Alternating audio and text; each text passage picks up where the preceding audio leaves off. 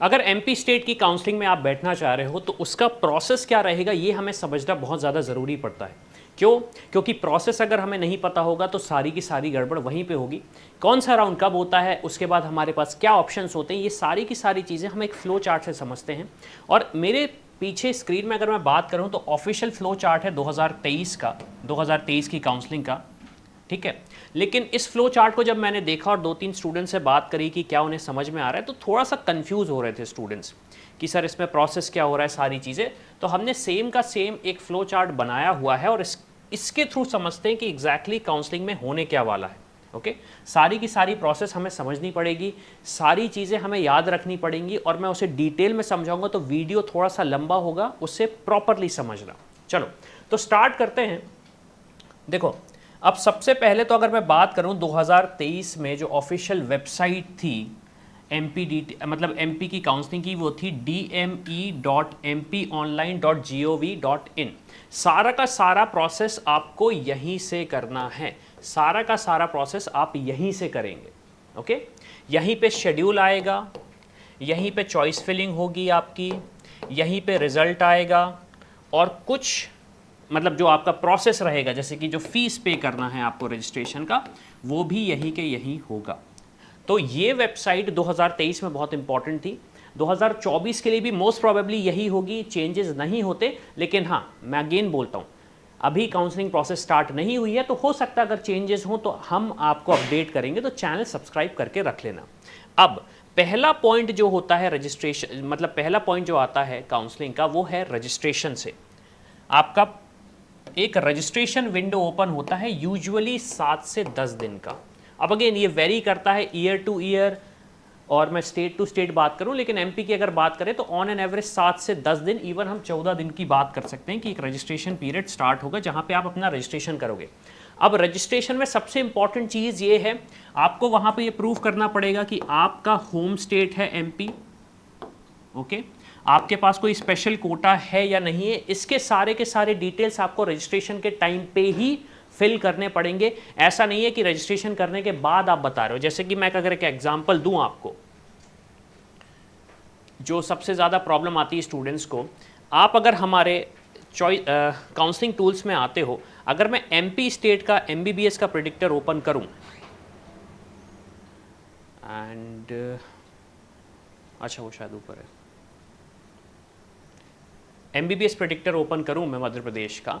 अब मैं registration process को क्यों एक्सप्लेन कर रहा हूं, क्योंकि आप देखिए यहां पे सबसे पहले तो एक कैटेगरी का ऑप्शन आता है, सबसे पहले तो एक कैटेगरी का ऑप्शन आता है कि आपकी कैटेगरी क्या है। दूसरी चीज पूछा जाता है कि आपका डोमिसाइल क्या है। तो जो अलॉटमेंट हुआ मैं तो उसके बेसिस पे बता रहा हूं, लेकिन आपको एक प्रोसेस बतानी पड़ती है कि हम एमपी स्टेट के हैं या फिर हम ऑल इंडिया से हैं। ठीक है, हम एमपी स्टेट से हैं या ऑल इंडिया से। फिर उसके बाद कोई स्पेशल कोटा आपके पास है या नहीं, कोई स्पेशल कोटा आपके पास है या नहीं, ये स्टूडेंट्स को भी नहीं पता होता। अब ये प्रोसेस कब होगा, ये प्रोसेस ड्यूरिंग रजिस्ट्रेशन ही होगा, उसके आगे उसके पीछे नहीं होगा। और एक बार रजिस्ट्रेशन में गड़बड़ी हो गई तो जो आपको एडवांटेज मिलना है वो एडवांटेज नहीं मिलेगा, वो एडवांटेज नहीं मिलेगा। एक सिंपल सा एग्जांपल लेते हैं, मान लीजिए आपके पास एक स्पेशल कोटा है फ्रीडम फाइटर, या मान लीजिए सैनिक का आपके पास स्पेशल कोटा है। तो क्या सैनिक कोटा के बेसिस पे आपको अच्छे कॉलेज मिल सकते हैं? हाँ, कोशिश मतलब रैंक थोड़ा सा कम रहता है, लेकिन अगर ये चीज़ आप प्रूव नहीं कर पाए during the time of registration तो बहुत ज़्यादा गड़बड़ हो जाएगी, बहुत ज़्यादा गड़बड़ हो जाएगी। तो फिर क्या होगा, कोटा आपका लगेगा निल या फिर विदाउट स्पेशल कोटा। तो ये चीज़ आपको समझनी पड़ेगी during the time of registration. चलो तो अब हम आगे आते हैं और समझते हैं कि हमने रजिस्ट्रेशन किया। अब रजिस्ट्रेशन के बाद हमें क्या करना है, हमें करनी है choice filling and choice locking. ये वो प्रोसेस होता है जहां पे हम बताते हैं कि हमें कौन कौन से कॉलेजेस में एडमिशन लेना है, कौन कौन से कॉलेजेस में एडमिशन लेना है। ये प्रोसेस बिल्कुल एक रेस्टोरेंट की तरह होती है। आपके पास एक मेन्यू आता है, मेन्यू में आप बोलते हैं कि मुझे ये चीज़ें चाहिए, लेकिन सबसे इंपॉर्टेंट चीज़, जो चीज़ आप मांगोगे नहीं वो आपको मिलेगी नहीं, और हाँ अगर वो अवेलेबल नहीं होगी तो वो आपको नहीं मिलेगी। कंफ्यूजिंग है, सिंपल तरीके से बात करूं तो मतलब ये है कि अगर आपकी रैंक वो है ही नहीं तो आप चाहे कॉलेज कोई भी डाल दो वो आपको नहीं मिलने वाला। चाहे आप कॉलेज कोई भी डाल दो, वो आपको नहीं मिलने वाला। अब एक क्वेश्चन ये भी आएगा, सर क्या प्राइवेट कॉलेज की भी काउंसलिंग यहीं से होगी? यस, प्राइवेट कॉलेज की भी काउंसलिंग यहीं से होगी, और एमबीबीएस और बीडीएस दोनों के गवर्नमेंट और प्राइवेट कॉलेजेस का पूरा प्रोसेस यहीं से होगा और इसी तरीके से होगा।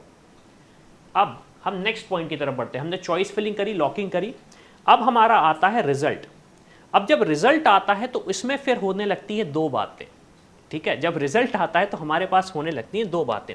तो अनाउंस होगा, शेड्यूल में आ जाएगा कि यस आपका रिजल्ट आ चुका है, अलॉटमेंट हो चुका है।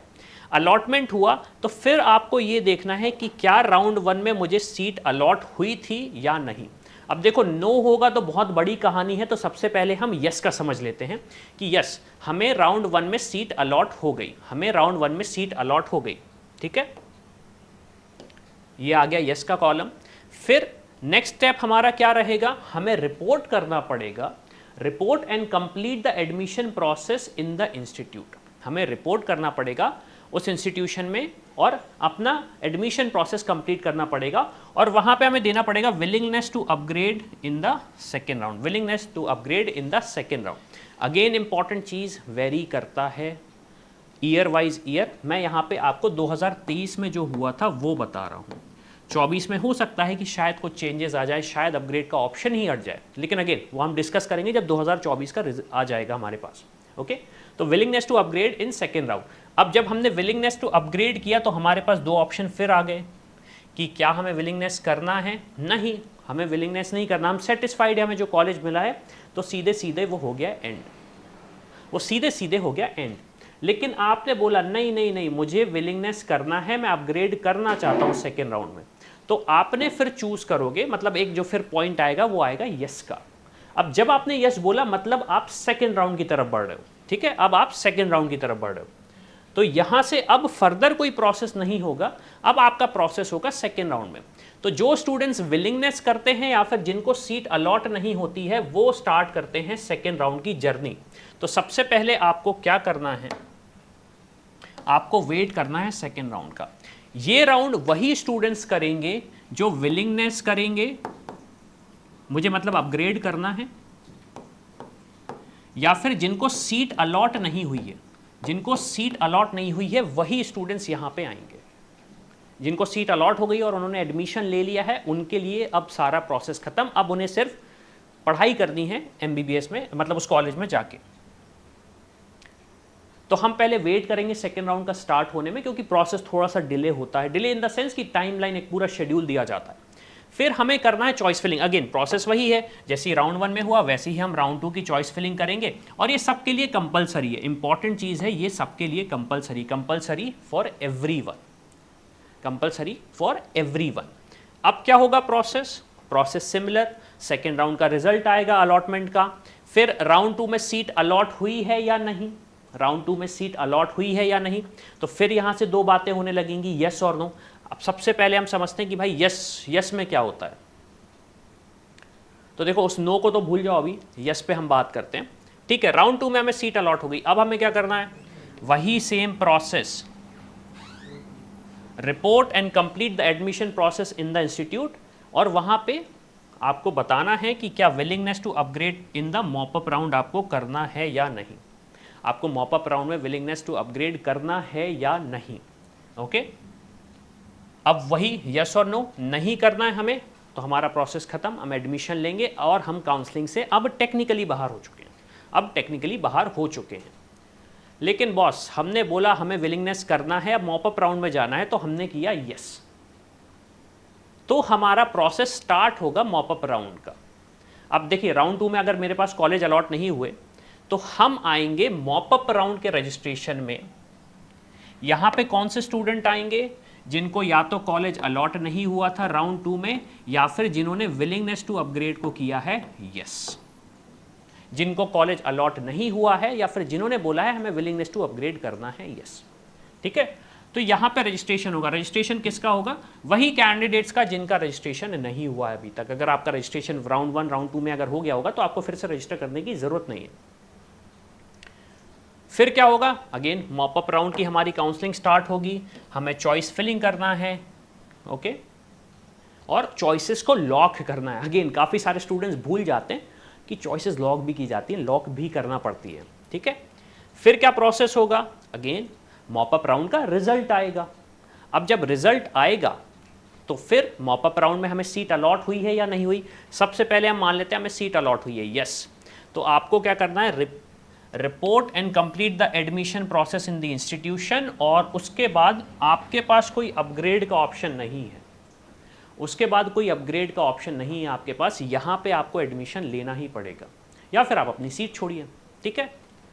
अब हमें सीट अलॉट नहीं हुई है तो हम क्या करेंगे, हमने नो पे किया, मतलब नो हुआ, और फिर हमें प्रिपेयर करना है कॉलेज लेवल काउंसलिंग में, या फिर ऐसे हम बोलते हैं कॉलेज लेवल एडमिशन, जिससे हम ये भी बोलते हैं स्ट्रे वैकेंसी राउंड। अब स्ट्रे वैकेंसी राउंड के कुछ इंपॉर्टेंट चीज़ मैं आपको समझा देता हूं, जो स्टूडेंट्स को मैं बार बार समझाने की कोशिश करता हूं, वो ये है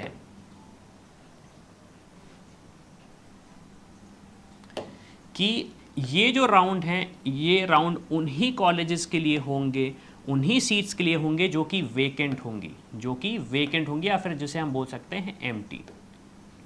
अब क्या क्या कंडीशन हो सकती है एम्प्टी होने की, पहली तो अलॉट नहीं हुई, दूसरी रिज़ाइन हो गई। अब देखो रिज़ाइन का सिस्टम ये है कि मान लीजिए किसी स्टूडेंट को कोई कॉलेज मिला एमपी लेवल पे, और उसने कहा कि यार मैं तो एमसीसी लेवल की काउंसलिंग भी कर रहा हूँ, मुझे एमसीसी में कोई अच्छा कॉलेज मिल जाए, तो वो कहेगा ठीक है मुझे तो अब एडमिशन नहीं लेना, मैं रिज़ाइन कर रहा हूँ। रिज़ाइन इन द सेंस मैं एडमिशन कैंसिल कर रहा हूँ, तो वो सीट भी खाली हो जाएगी। तो गवर्नमेंट ऑफ एमपी सीधे सीधे ये बोलता है कि नहीं, अगर ये सीट खाली है तो इसे हम फिल तो करेंगे, तो ओवरऑल अगर मैं बात करूं तो प्रोसेस एमपी की काउंसलिंग का ये था 2023 में, और अगर मैं ऑफिशियल डॉक्यूमेंट की बात करूं जो कि हमने एमपी की वेबसाइट से ही निकाला है, तो वहां पे एक्चुअली उन्होंने ये किया है, थोड़ा सा डिस्क्रिप्टिव ऐड कर दिया है, थोड़ा सा कलर कोडिंग किया हुआ है, हमने उसको बस सिंपल लैंग्वेज में समझाने की कोशिश करी है। ये आप चाहें तो ऑफिशियल वेबसाइट से निकाल सकते हो, है ना, ये चाहो आप तो ऑफिशियल वेबसाइट से निकाल सकते हो और समझ सकते हो। 2024 के लिए अलग से आएगा तो उसका वीडियो हम सेपरेटली बनाएंगे, लेकिन हाँ इस वीडियो में मैंने कोशिश करी कि आपको आइडिया लग जाए। और इम्पॉर्टेंट चीज़, एमपी स्टेट की काउंसलिंग में प्रोसेस में बैठ रहे हो तो आप मेक श्योर करो कि आपके पास प्रॉपर रिसर्च और एनालिसिस हो, ऐसे ही मत बैठ जाना। क्यों? क्योंकि अगर आपके पास कोई स्पेशल कोटा है तो स्पेशल कोटे में समझो कि क्या आपको कोई स्पेसिफिक कॉलेज मिल रहा है, क्योंकि गवर्नमेंट कॉलेज भी मैं अगर बात करूं तो स्पेसिफिक कोटा में बहुत हाई रैंक पे भी मिल जाते हैं, हाई और लो बोले हम, ठीक है। तो ये चीज़ आपको पता होनी चाहिए।